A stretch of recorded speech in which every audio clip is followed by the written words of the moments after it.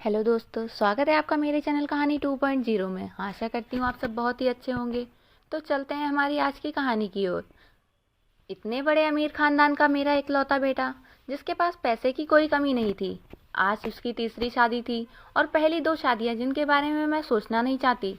मुझे इस दुल्हन से पूरी उम्मीद थी कि वह मेरे बेटे को खुश रखेगी। आज भी सभी बहुत खुश थे। मेरा बेटा बहुत अच्छा काम कमा रहा था और इतने बड़े खानदान का इकलौता वारिस होने के कारण सभी उससे बहुत प्यार करते थे। इसीलिए किसी को भी यह तीसरी शादी अजीब नहीं लग रहा था कि उसकी तीसरी शादी इतनी जल्दी हो रही है। पर मेरा दिल धक धक कर रहा था। जैसे जैसे रात नजदीक आ रही थी, मेरा दिल उतनी ही तेजी से धड़क रहा था और मैं चिंतित हो रही थी। मेरी बेटी को भी इस बात का पता था और वह भी मेरी तरह ही चिंतित थी और बोली कि अगर आज भी ऐसा ही हुआ तो फिर क्या होगा। मैंने कहा, अपने मुंह से कुछ अच्छा निकालो, मैं पहले से ही चिंतित हूँ। अब सभी मेहमान आ गए हैं। पिछली बार देश में एक महामारी के कारण इतने लोगों को आमंत्रित नहीं कर सके थे, लेकिन तीसरी शादी में सभी रिश्तेदार बहुत उत्साह के साथ आए थे। इसलिए लोग पिछली शादी के बारे में ज़्यादा नहीं जानते थे और यह भी नहीं जानते थे कि ऐसा क्या हुआ कि उन्हें फिर से शादी करनी पड़ी। मेरा बेटा इससे बहुत खुश था। कोई समस्या नहीं थी क्योंकि उसकी यह पत्नी पहली पत्नी से कहीं ज़्यादा खूबसूरत और उम्र में छोटी थी, तो उसे तो खुश होना ही चाहिए था। सर्दी का मौसम था, ज़्यादातर मेहमान घर में ही ठहरे हुए थे। समारोह बाहर हो रहा था, नाच गाना चल रहा था, लोग आपस में मजाक कर रहे थे। मैंने अपनी जेठानी से कहा, दुल्हन दूसरे शहर से आई है और बहुत थकी हुई है, मुझे लगता है उसे दूल्हे के कमरे में नहीं भेजना चाहिए। मेरी जेठानी ने कहा, तुम्हें क्या हो गया है, उनकी अभी शादी हुई है और तुम हो कि उनकी रात खराब करना चाहती हो। मानती हूँ शादी ब्याह में थकावट हो जाती है, लेकिन नया खून है, काफ़ी शौकी पिला दो, फ्रेश हो जाएगी और फिर सुबह रिसेप्शन भी तो है। मैं बोली, वह थक जाएगी बेचारी। मेरी जेठानी ने कहा कि आजकल कोई इतना भी नहीं थकता, लड़कियों को अपनी शादी करने का बहुत शौक होता है, उसे अपने बेटे के कमरे में भेज दो। अब रात के 12 बज गए हैं, सुबह उठकर तैयार भी होना होगा। मुझे नहीं पता था कि तुम इतना टाइम क्यों लगा रही हो, सभी रस्में हो चुकी हैं, हर कोई नाच गाकर थक गया है, बेचारी दुल्हन भी कमरे में जाना चाहती है। मेरी जेठानी तो वैसे भी बाल की खाल निकालने में माहिर थी, सबसे बड़ी थी, इसीलिए सोचा इनसे सलाह मशवरा कर लूं। लेकिन उसने मुझे ही बातें बता दी और फिर उसने खुद ही कहा कि अब दुल्हन कमरे में जाएगी। दुल्हन को कमरे में ले जाया गया, बाकी सबको कमरे से बाहर निकालकर थोड़ी देर में दुल्हन के पास बैठी थी। मैंने कहा, बेटा तुम अपने परिवार में सबसे बड़ी हो, तुम बहुत ही धैर्यवान लड़की हो, इसलिए मैं तुम्हें पसंद कर आई थी। देखो बेटा, जब शादी होती है तो कुछ चीज़ें ऐसी होती हैं जो हमें पसंद नहीं आती, लेकिन मेरी बच्ची तुम थोड़ा सब्र करना। उसने कहा कि मुझे कुछ समझ नहीं आ रहा है कि आप क्या कह रही हैं। मैंने कहा कि अगर बेटा कुछ भी उल्टी सीधी बातें करता है तो उसकी बातों पर ध्यान मत देना, कमरे की बात कमरे में ही रखना, सुबह मुझे बता देना, मैं तुम्हारी प्रॉब्लम को सुलझाने की कोशिश करूंगी। मेरी बात सुनकर वो थोड़ा घबरा गई थी कि मैं किस विषय पर बात कर रही हूँ। वह थोड़ा घबराई हुई थी, लेकिन उसने कहा, ठीक है, मैं पूरी कोशिश करूंगी। अब इस घर की इज्जत भी मेरी इज्जत है। मैं दुल्हन का हाथ थपथपाकर बाहर आ गई। सब अपने अपने बिस्तर पर सोने चले गए थे। घर में बहुत सन्नाटा था क्योंकि सब बहुत थके हुए थे, इसलिए सब सो चुके थे। जाड़े की रातें वैसे भी शांत होती हैं, लेकिन मैं सो नहीं पा रही थी। बहुत देर बाद आखिरकार मैं सोने की चली, लेकिन मेरी आंखों में नींद नहीं आ गई और मेरी आंखें बार बार खुल देख रही थी कि घड़ी की ओर। काश सुबह जल्दी होती तो मेरी चिंताएं खत्म हो जाती। लेकिन जैसे ही 2:30 बजे मैंने एक जोर सी चीख सुनी और उसके बाद ही मुझे पता चला कि अब क्या होने वाला है। उसके बाद बार बार चीखें शुरू हो गई। यह एक लड़की की चीखने की आवाज़ थी और वह लड़की कौन हो सकती है, मैं अच्छी तरह जानती थी। सभी मेहमान भी धीरे धीरे उठने लगे थे। अचानक मेरे बेटे के कमरे का दरवाज़ा खुला और मेरी बहू पागलों की तरह चीखती हुई बाहर भागी। उसे पता नहीं चला कि उसके पास तो दुपट्टा भी नहीं है। अस्त व्यस्त कपड़ों में बाहर भागती हुई आई थी। वह घर से बाहर भाग जाना चाहती थी जब कुछ औरतों ने उसे पकड़ लिया और कहा, बेटा क्या हो गया है। सब उसको संभालने लगी, लेकिन वह बेहोश हो गई थी। जब कोई बेहोश होता है तो उस पर पानी के छींटे वगैरह मारे जाते हैं, लेकिन मेरी बहू तो पानी के छींटे मारने पर भी होश में नहीं आ रही थी। उसका पूरा शरीर ठंडा पड़ गया था। उसे फौरन अस्पताल ले जाया गया। मैं उसे अस्पताल जाना नहीं चाहती थी क्योंकि फिर से वही तमाशा बन जाता, लेकिन और कोई चारा नहीं था। बेचारी बच्ची किसी भी तरह होश में नहीं आ रही थी। उसके माँ बाप को भी बुला लिया गया। उन्होंने भी एक दूसरे के कानों में बातें करनी शुरू कर दी। पता नहीं हमारी बेटी को क्या हो गया है, पता नहीं उसके साथ क्या सलूक किया गया है। वह सब लोग मुझे अजीब नज़रों से देख रहे थे। सवाल ही सवाल हर तरफ थे और मैं बेचारी परेशान सी हॉस्पिटल में घूम रही थी। मैंने घर आकर अपने बेटे से पूछना चाहा कि अब उसने क्या किया है, तो वह कमरे में नहीं था। उसका फ़ोन भी बंद था। कमरे की हालत बिल्कुल नॉर्मल थी। कोई भी ऐसी हरकत नहीं लग रही थी कि कोई चीज़ टूटी होती या उसने अपनी बीवी पर हाथ उठाया होता। लोगों के सवालों से बचने के लिए शायद मेरा बेटा अरविंद कहीं चला गया था। फिलहाल तो मुझे बहू की फिक्र थी। मैं अस्पताल वापस आ गई। 2-3 घंटे में अस्पताल वालों ने मेरी बहू को छुट्टी दे दी। मेरी बहू हमारे घर नहीं आना चाहती थी। वह बहुत ज़्यादा घबराई हुई थी, लेकिन उसकी माँ ने उसे समझाया कि तुम्हारे ससुराल ही चलते हैं, नहीं तो लोगों को मैं क्या जवाब दूंगी। लोग तरह तरह की बातें बनाएंगे। मैंने भी अपनी बहू को समझाया कि बेटा, सुबह मुंह दिखाई की रस्म पूरी हो जाए फिर अपनी माँ के घर चली जाना, मैं तुम्हें नहीं रोकूंगी। मेरी बात सुनकर मेरी बहू गुस्से में आ गई और बोली, भाड़ में गई आपकी रस्में, मैं आपके घर में एक पल के लिए भी नहीं रहूंगी। मैं अपने घर जाऊंगी और मुझे अपने घर जाने से ना कोई समाज रोक सकता है और ना कोई कानून। मैं एक पढ़ी लिखी लड़की हूँ और मुझे अपनी ज़िंदगी अपने तरीके से जीने का हक है। मुझे आपके बेटे के साथ एक पल भी नहीं रहना है। ना मेरी बहू ने कहा अपना फैसला सुना दिया। मैं चुपचाप आंखों में आंसू लिए उसे देख रही थी। यह तो पहले भी हो चुका था जब अरविंद की पहली शादी हुई थी। मेरी पहली बहू के साथ भी वही हुआ और मेरी पसंदीदा लड़की थी। वह मेरी बेटी की दोस्त थी और वह उसे बहुत पसंद करती थी। वह उसे बहुत खुशी के साथ घर लेकर आई थी। इन लोगों ने हमारा बहुत सहयोग किया था। वह एक अमीर पिता की बेटी थी। वह बहुत अच्छी लड़की थी। मुझे भी उसका घर आना जाना अच्छा लगता था। कुछ ही दिनों में मैंने महसूस किया था कि जैसे अरविंद को पसंद करने लगी है और शायद इसीलिए रिश्ता भेजा था। लेकिन शादी के बाद उसके साथ भी वैसा ही हुआ। शादी की पहली रात को चिल्लाते हुए कमरे से बाहर भागी और उसके बाद मेरे बेटे की शक्ल देखने से भी मना कर दिया। सबने उसे बहुत समझाया कि बेटा, अपनी ज़िंदगी के बारे में तो सोचो, लेकिन उसने कहा कि मेरी ज़िंदगी तो बर्बाद हो गई है। और अब इस लड़के को भी समझाया जा रहा था, लेकिन वह भी कह रही थी कि अगर मैंने नहीं रहना चाहती तो मैं नहीं रहूँगी आपके बेटे के साथ। मेरा बेटा भी कोई जवाब नहीं दे रहा था, पता नहीं कहाँ चला गया था। लड़की का बाप बार बार कह रहा था कि उस व्यक्ति को बुलाओ, हम उससे पूछें कि उसने हमारी बेटी के साथ क्या किया है। अरविंद घर आ चुका था। सब उस पर सवालों की बौछार कर रहे थे, लेकिन उसने चुप्पी साध ली। कुछ भी नहीं बोला था। थक हार कर सब खामोश हो गए। लड़की के माँ बाप अरविंद को बुला भला और धमका कर चले गए। वह अपनी बेटी को भी साथ ले गए। अच्छा खासा तमाशा हो गया था। सब मेहमानों के सामने नाक कट गई थी हमारी। लड़की के माँ बाप ने हमारी बेइज्जती करने में कोई कसर नहीं छोड़ी थी, लेकिन अरविंद अपने मुंह से एक शब्द भी नहीं बोल पा रहा था। अरविंद के पिताजी तो पहले ही इस दुनिया से जा चुके थे। सारी बेइज्जती मुझे अकेले ही सहनी पड़ी। घर में जमा लोगों ने भी हमें अच्छी खासी बातें सुना डाली। लड़की की माँ तो काबू में नहीं आ रही थी।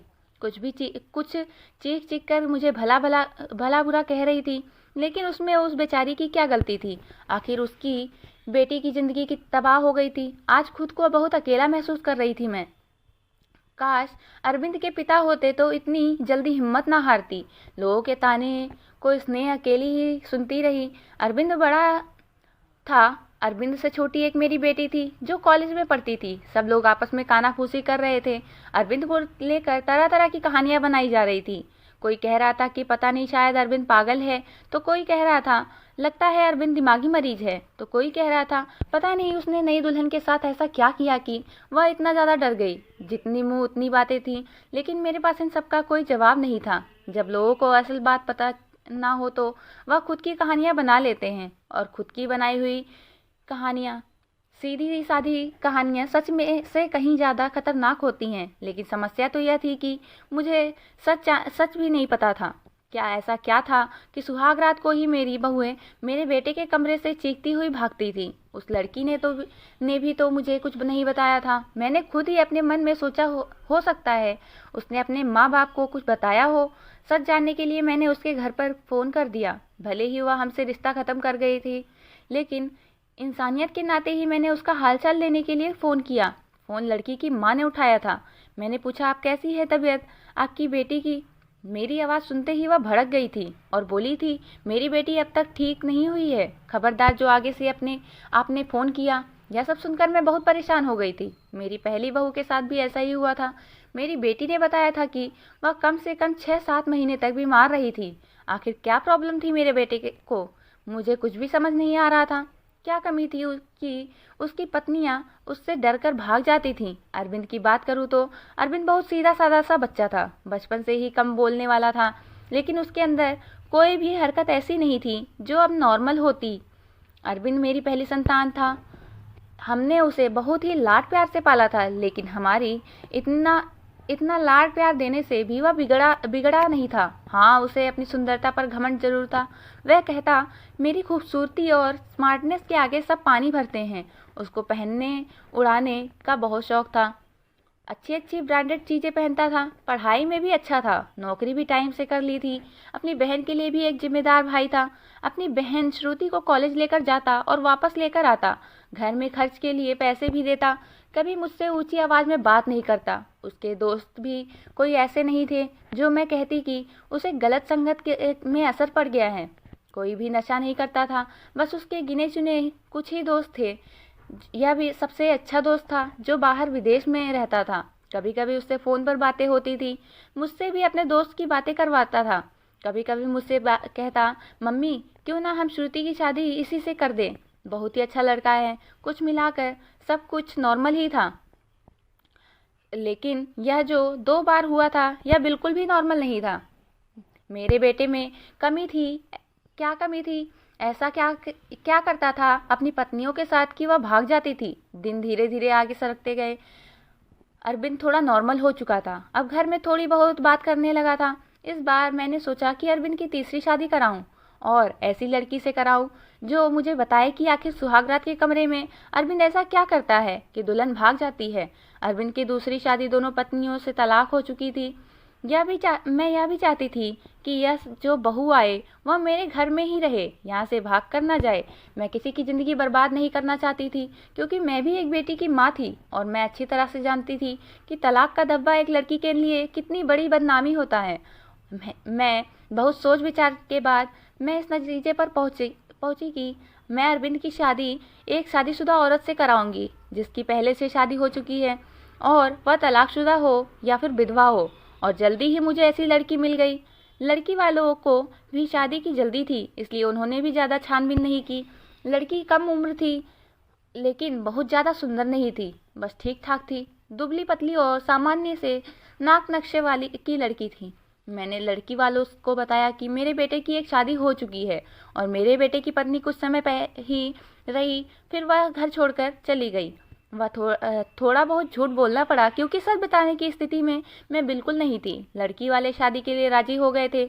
मैंने अरविंद को लड़की की फ़ोटो दिखाई तो उसमें शादी से साफ इनकार कर दिया। बोला, मुझे शादी नहीं करनी, इतनी आम सी शक्ल सूरत की लड़की से है, मुझे इससे शादी बिल्कुल नहीं करनी। अरविंद की बात सुनकर मैंने उसे डांटते हुए कहा था, चुप हो जा, जिस तरह की तेरी हरकतें हैं उन हरकतों के चलते तो तेरी कभी भी शादी ही नहीं होनी चाहिए। लेकिन एक मामला सोचती हूँ कब तक बैठी रहूँगी और तेरा ध्यान रखूँगी। मेरे जाने के बाद कोई तो ऐसा हो जिसके साथ तू अपनी ज़िंदगी गुजार सके। बोलते बोलते मेरी आंखों से आंसू आ गए। मेरी आंखों में आंसू देखकर अरविंद चुप हो गया। शादी के लिए रजामंदी दे दी और उठकर कमरे से चला गया। कहीं ना कहीं अरविंद के दिल में चोर जरूर था। वह मुझसे नजरें चुरा रहा था, लेकिन इस बार मैंने भी तय कर लिया था कि मैं सच जानकर रहूंगी। मैंने पहले ही सोच लिया था कि इस बार मैं लड़की को अपने भरोसे पर ले लूंगी, लेकिन उसे यह नहीं बताऊंगी कि पहले उसकी पत्नियां डर कर भाग गई थी। उसे प्यार से समझा दूंगी, उसे भरोसा दिलाऊंगी कि अगर कुछ वैसी बात है तो मुझे बताए, मैं उस समस्या का समाधान करूंगी। सब इस बार शादी का प्लान बहुत ही सादगी से करने का था और फिर मैंने बहुत ही सादगी से अरविंद की शादी कर दी। लड़की का नाम रश्मि था। बहुत ही प्यारी बच्ची थी। मेरी बेटी ने मना किया कि मम्मी रहने दे, भाई को भाई के हाल पर छोड़ दे। लेकिन मैंने उसे समझाया था कि बेटा, हो सकता है तेरे भाई के साथ कुछ मसला हो जिसे सुलझाना हमारा फर्ज है। इधर शादी निपट गई। इस बार मैंने ज़्यादा मेहमानों को नहीं बुलाया था। घर में कुछ ही मेहमान थे जो कि मेरे रिश्तेदार के नहीं थे, बल्कि मेरे कुछ जानने वाले थे। मेरे कुछ सहेलियां वगैरह थी और उनके परिवार वाले थे। रश्मि को मैं अरविंद के कमरे में ले गई। उसे बेड पर बिठाते हुए मैंने रश्मि का हाथ अपने हाथों में लिया और उसे हल्के से दबाते हुए बोली, रश्मि बेटा, तुमसे बहुत ज़रूरी बात करनी है, बहुत ही ध्यान से मेरी बात सुनो। रश्मि आश्चर्य से मुझे देखने लगी कि भला ऐसी कौन सी ज़रूरी बात है जो अभी करनी है। मैंने रश्मि को समझाते हुए कहा, बेटा, अरविंद से शादी के लिए राजी नहीं था।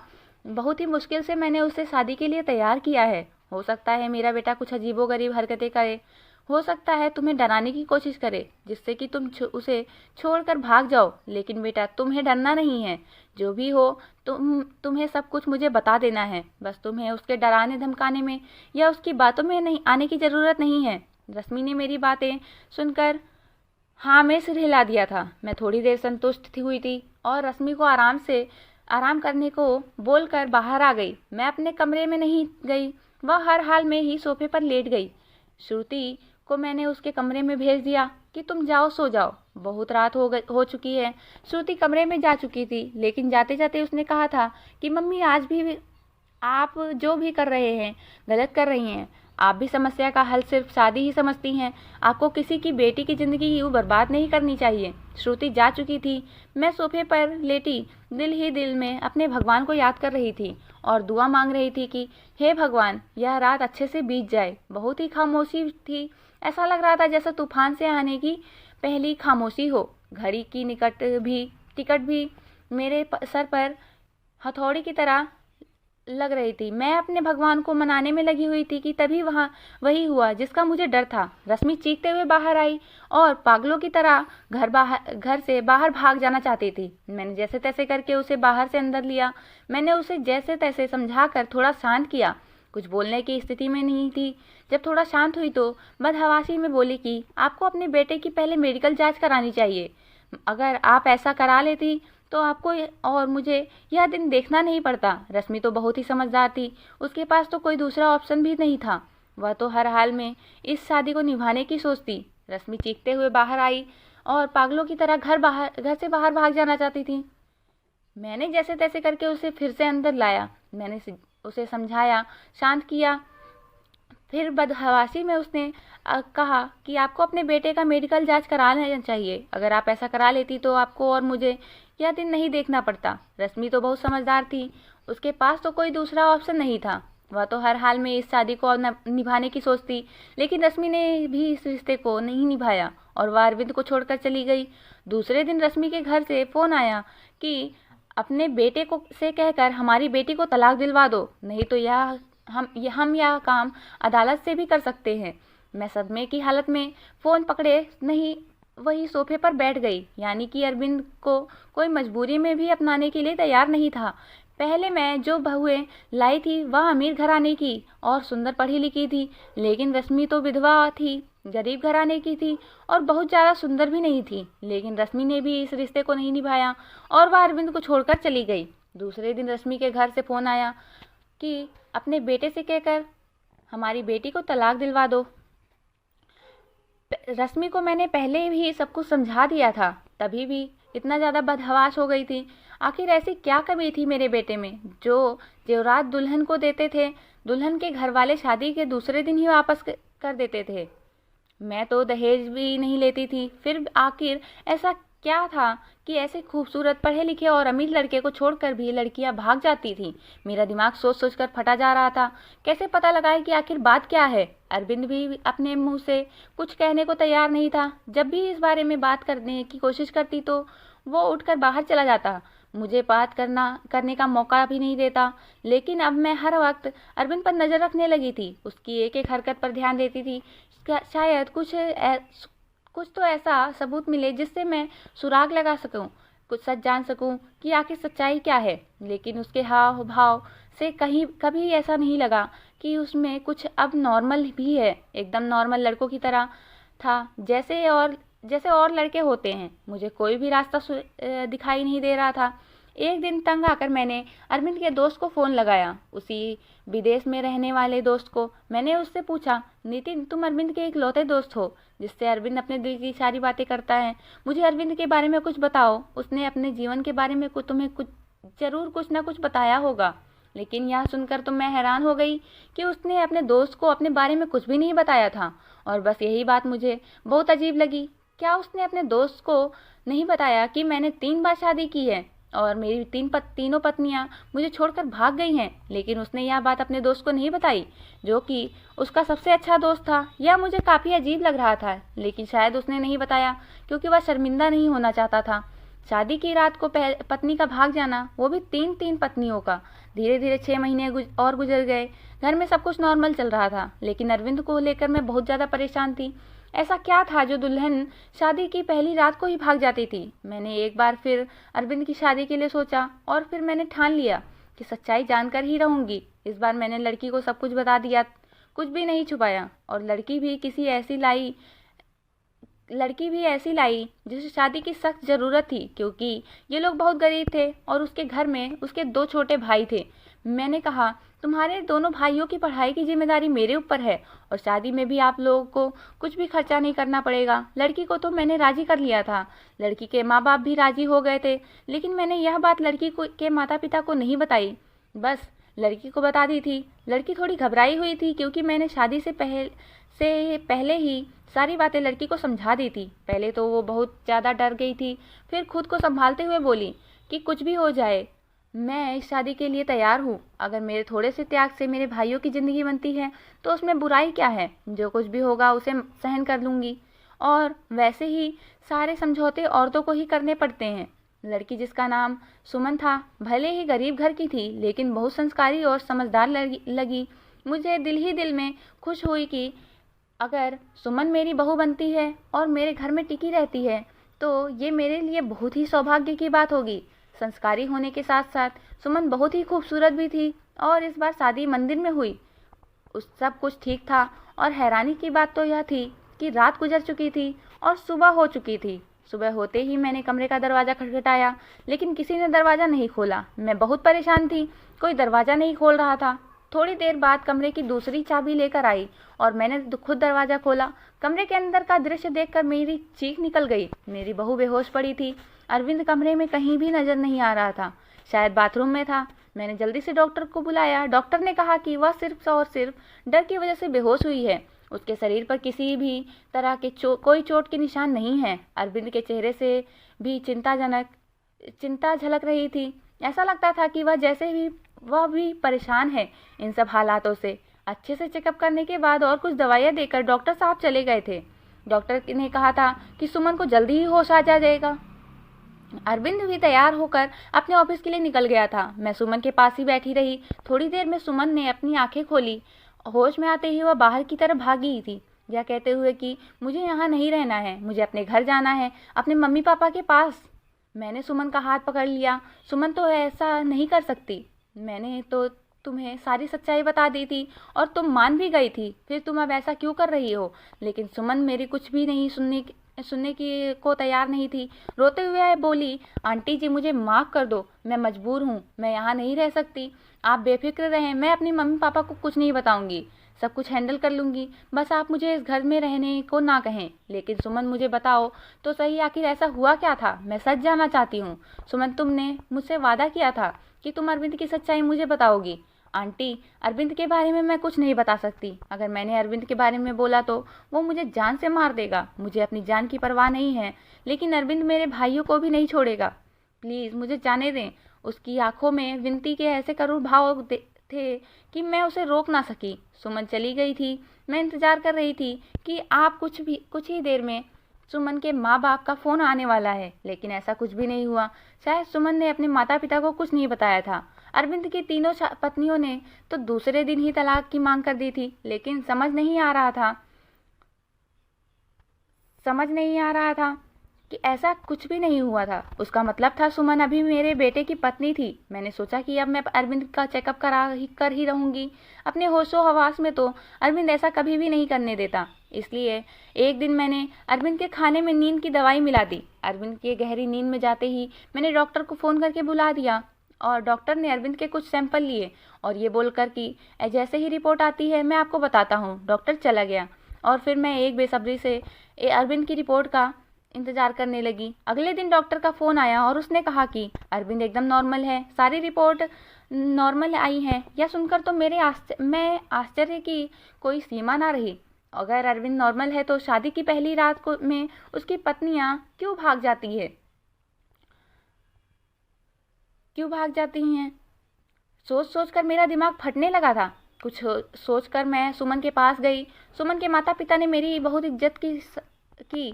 शायद उन्हें सच्चाई का पता नहीं था। उन्हें लगता था कि मैं उनकी बेटी को घर ले जाने के लिए आई हूँ। मुझे देखते ही सुमन डर गई थी। वह हम लोगों के साथ ज़्यादा नहीं बैठी और अंदर कमरे में चली गई। मैं भी सुमन के पीछे पीछे उसके कमरे में गई। मुझे देखते ही सुमन बोली, आंटी जी, मैंने आपको पहले ही कहा था कि मैं आपके घर में नहीं रह सकती, फिर आप मुझे लेने क्यों आई हैं? मैंने सुमन को बहुत ही प्यार से अपने पास बिठाया और उसके सामने हाथ जोड़ते हुए बोली, सुमन, मेरी उम्मीद की आखिरी किरण अब तुम ही हो। तुम ही मुझे बता सकती हो कि आखिर मेरे बेटे में क्या कमी है। एक मजबूर माँ तुमसे हाथ जोड़कर विनती करती है, प्लीज़ मना मत करना।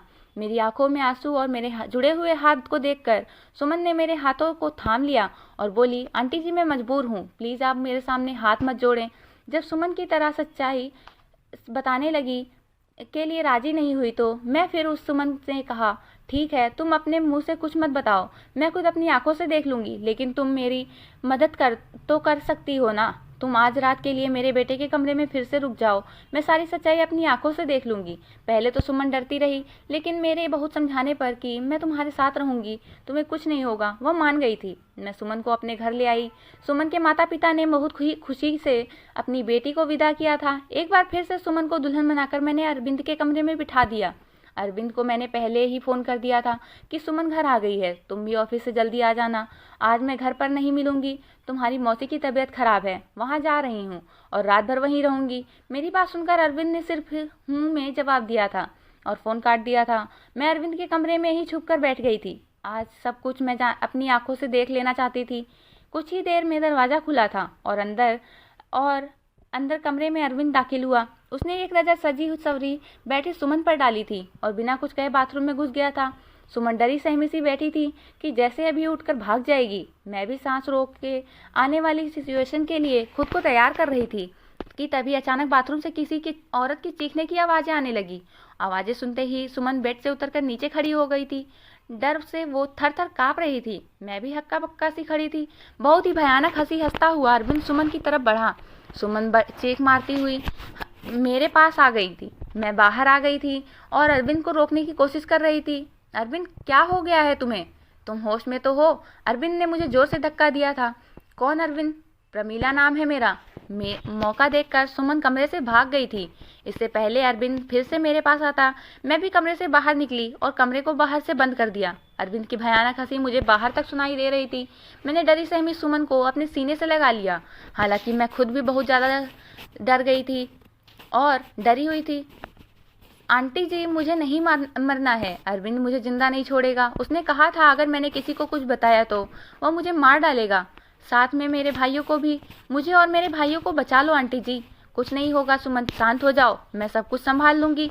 मेरे दिमाग में थोड़ा काम करना शुरू किया तो सबसे पहले ख्याल मेरे दिल में यही आया कि शायद अरविंद पर किसी भूत का साया है। सुमन को मैंने अपने रूम में ही सुलाया था। उसके उठते ही सबसे पहले मैंने अपनी फैमिली डॉक्टर को फ़ोन किया था। 8 बजे हमारे घर पर थे। डॉक्टर हमारे घर पर थे। मैंने उन्हें सारे हालात से अवगत कराया। साथ ही मैंने डॉक्टर से यह भी कहा कि मुझे लगता है अरविंद पर किसी भूत का साया है। मेरी बात सुनकर डॉक्टर ने कहा था, मुझे नहीं लगता कि यह किसी भूत का साया है। मुझे तो अरविंद एक दिमागी मरीज लगता है। उस पर पागलपन के दौरे पड़ते हैं। ऐसे मरीज को किसी मूवी या किसी कहानी से डूब जाते हैं और उसी के कैरेक्टर में खुद को उतार लेते हैं। लेकिन आप टेंशन ना लें, इस मर्ज का इलाज है। अपनों के प्यार से और कुछ दवाइयों के जरिए मरीज ठीक हो जाता है। टाइम लगता है बट मरीज बिल्कुल पूरी तरह बिल्कुल ठीक हो जाता है। नई दुल्हन को देखकर अरविंद और पागलपन के दौरे पड़ते हैं, और यह दौरे अरविंद को क्यों पड़ते हैं इसका सुराग उसके कमरे से ही मिलेगा। एक बार सुराग हाथ लग जाएगा तो उसका इलाज हम अच्छे से कर सकेंगे। डॉक्टर मुझे तसल्ली देकर चले गए थे।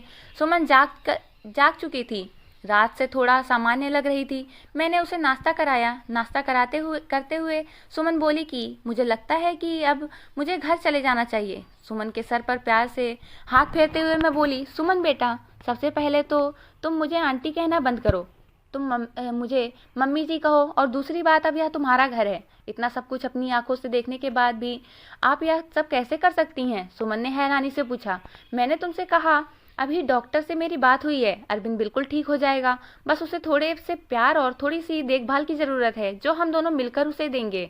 मेरा यकीन करो, अरविंद बहुत ही अच्छा लड़का है, तुम्हें बहुत ही प्यार से रखेगा। मेरे बहुत देर तक समझाने पर और अपने माँ बाप के हालात को देखते हुए सुमन राजी हो गई थी। मैंने बहुत ही प्यार से सुमन से कहा था, सुमन बेटा, अब तो एक बार मुझे अपनी मम्मी जी कहो। और सुमन ने मुस्कुराते हुए मुझे मम्मी जी कहा था, जिसे सुनकर मेरे दिल में ठंडक उतर गई थी। मुझे उम्मीद की किरण नजर आई थी कि मेरा बेटा ठीक हो जाएगा, उसका भी घर बस जाएगा। 10 बजे के करीब अरविंद के दरवाजे पर खटखट की आवाज़ आई थी। मैंने कहा पर हाथों से दरवाज़ा खोला। सुमन को मैंने अपने कमरे में भेज दिया था। अरविंद एकदम ताज़ा तैयार खड़ा था। मुझे देखते ही नाराज़गी से बोला, क्या मम्मी जी, मेरा दरवाज़ा बाहर से किसने बंद कर दिया था? मुझे ऑफिस के लिए लेट हो रहा था। अरविंद एकदम नॉर्मल ही बात कर रहा था। पता नहीं बेटा कैसे बंद हो गया, चलो तुम नाश्ता कर लो। मैंने उस पर कुछ भी जाहिर नहीं होने दिया। अरविंद ने नाश्ता किया और ऑफिस के लिए निकल गया। अरविंद के ऑफिस निकलते ही सबसे पहले मैं अरविंद के कमरे में गई और उसकी तलाशी ली। मुझे ज़्यादा मेहनत नहीं करनी पड़ी। सामने ही बेड पर मुझे कुछ किताबें दिखी। सुमन भी अब मेरे पास आ चुकी थी। सारी किताबें सेम थी। सब किताबों में एक ही उपन्यास था जिसमें कोई प्रमीला नाम की एक लड़की थी। शादी की रात ही उसके पति ने उसे कमरे से धक्के देकर बाहर निकाल दिया था और अगले ही दिन दूसरी दुल्हन ले आया था। प्रमीला धीरे धीरे दिमागी मरीज बन गई थी। दुल्हन को देखते ही उस पर दौरे पड़ने लगते थे। अब तो किसी शादी में दुल्हन को देखती तो उसे मारने के लिए भागती थी। प्रमीला के ससुराल वालों ने उसे पागल घोषित कर दिया था और उसके मायके भेज दिया। दुल्हनों को देखकर प्रमीला का पागलपन कम नहीं हुआ था और प्रमीला के कैरेक्टर में भी अरविंद ने खुद को उतार लिया था। मैंने डॉक्टर को फ़ोन करके सारी बातें बताई। डॉक्टर ने कहा कि आप लोग बिल्कुल भी ना घबराएं, मैं कुछ दवाइयाँ दूंगा और जो कि उपन्यास अरविंद पढ़ता है वह सारी किताबें आप रूम से बाहर निकाल दें। धीरे धीरे प्यार से अरविंद को समझाना पड़ेगा और उसे प्रमीला के कैरेक्टर से निकालना पड़ेगा। धीरे धीरे डॉक्टर की दवाइयाँ और सुमन ने और मेरी मेहनत से अरविंद ठीक होने लगा था। सुमन अरविंद के सामने सिंपल सी रहने लगी थी, कोई भी श्रृंगार नहीं करती थी। अरविंद के व्यवहार में बहुत बदलाव आने लगा था। उसकी आंखों में मैंने सुमन के लिए प्यार देखा था। सुमन कहीं भी जाती, अरविंद की निगाहें उसका पीछा करती रहती। अरविंद का इलाज चलते आज 3 महीने हो चुके थे। सुमन ने जिस मेहनत और लगन से मेरा साथ दिया था उसकी मैं कायल हो गई थी। बहुत ही अच्छे कर्म किए थे जो सुमन जैसी बहू मिली थी। सुमन अब भी मेरे साथ मेरे कमरे में सोती थी, लेकिन आज मैंने सोच लिया था कि अब सब कुछ फाइनल हो जाना चाहिए। मुझे पूरा विश्वास है कि अरविंद बिल्कुल ठीक हो चुका है। मैंने सुमन से कहा कि सुमन, आज तुम्हें आखिरी कदम और उठाना पड़ेगा, इसके बाद तुम्हारी ज़िंदगी में खुशियाँ ही खुशियाँ होंगी। सुमन नासमझी से मेरी तरफ देखने लगी। फिर मैंने उसे समझाया कि सुमन, आज तुम्हें दुल्हन बनकर अरविंद के कमरे में बैठना होगा। मेरी बात सुनकर सुमन डर गई थी, लेकिन फिर जल्दी से ही संभल गई थी। शायद उसे भी यकीन था कि अरविंद अब ठीक हो चुका है। वह भी अरविंद की प्यार भरी नज़रों को समझ चुकी थी। सुमन, तुम्हें डरने की कोई ज़रूरत नहीं है। तुम दरवाज़ा खुला रखना, दरवाजे के बाहर ही खड़ी रहूँगी जब तक कि तुम दोनों के बीच सब कुछ ठीक नहीं हो जाता। जैसे ही तुम्हें कुछ गलत लगे तो फ़ौरन बाहर भाग जाना। अंदर रात को अरविंद के आने से पहले ही मैंने सुमन को दुल्हन की तरह सजाया। अरविंद के बेड को भी बहुत खूबसूरती से सजाया था मैंने।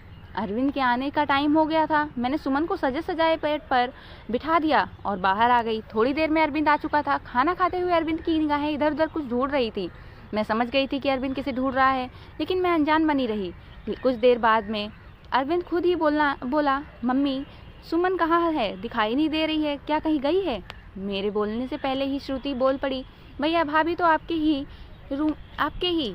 इससे पहले कि श्रुति अपनी बात पूरी करती, मैंने उसे चुप करा दिया। मैंने मुस्कुराते हुए कहा, अरविंद, तो पहले खाना खत्म करो, उसके बाद अपने कमरे में जाओ। तुम्हें अपने सवाल का जवाब खुद ही मिल जाएगा। खाना खाने के बाद अरविंद अपने कमरे में चला गया। मेरा दिल जोरों से धड़क रहा था, पता नहीं अब क्या होने वाला है। हे भगवान, सब कुछ ठीक हो। मैं भी अरविंद के पीछे पीछे चली गई और बाहर गेट पर ही रुक गई। मैं अंदर कान लगाकर सुनने की कोशिश कर रही थी कि अंदर के सब कुछ ठीक तो है ना। खड़े खड़े मुझे काफ़ी देर हो गई थी, लेकिन अभी तक अंदर शांति थी। और कुछ ही देर में मुझे सुमन और अरविंद की सरगोशियाँ सुनाई देने लगी। प्यार में डूबी हुई सरगोशियाँ। मैं मुस्कुरा दी। मेरे अंदर का एक सुकून उतर गया। मन ही मन मैंने भगवान को धन्यवाद दिया और अपने कमरे में आकर मैं सुकून से लेट गई। सुबह मेरी आंख देर से खुली। जल्दी जल्दी उठकर किचन की तरफ भागी तो सुमन को किचन में पहले से मौजूद पाया। मुझे देखकर सुमन के चेहरे पर मुस्कुराहट आ गई।